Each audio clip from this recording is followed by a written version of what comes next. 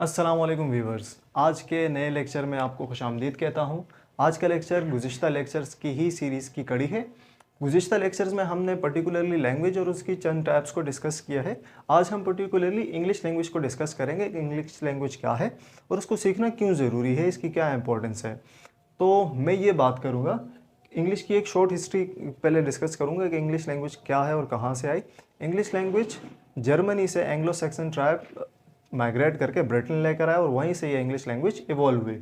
तो बात करते हैं इसकी इंपॉर्टेंस की। इंग्लिश लोगों ने काफ़ी मेहनत की साइंस एंड टेक्नोलॉजी में, आर्ट में, लिटरेचर में, और अपनी लैंग्वेज को फैलाया। चूँकि उन्होंने साइंस और टेक्नोलॉजी में बड़ी मेहनत की, वेल्थ क्रिएशन की, और फिर दुनिया को उन्होंने रूल किया अपनी पावर के बलबूते पर। तो इससे कॉलोनलाइजेशन से उन्होंने इंग्लिश को थ्रू आउट द वर्ल्ड फैलाया। तो इम्पोर्टेंस की अगर इसकी हम बात करें तो इम्पोर्टेंस ये है कि आज के मॉडर्न वर्ल्ड में इंग्लिश लैंग्वेज है साइंस और टेक्नोलॉजी की। सबसे पहला अगर पॉइंट इसकी इंपॉर्टेंस में हम लिखें, दो ही पॉइंट्स में लिखूंगा। तो पहला पॉइंट ये है कि ये लैंग्वेज ऑफ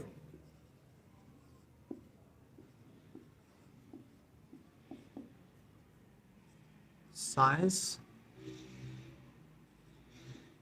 एंड टेक्नोलॉजी है।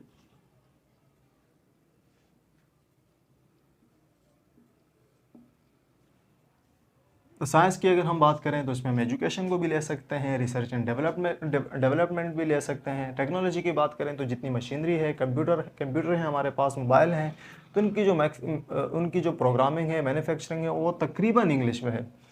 तो ये एक बहुत बड़ा इम्पैक्ट है दुनिया पर इंग्लिश का। दूसरी अगर बात करें तो ये ग्लोबल लिंग्वा फ्रांका है। दूसरा पॉइंट अगर हम डिस्कस करें तो ये है क्या है कि ये ग्लोबल लिंग्वा फ्रांका है।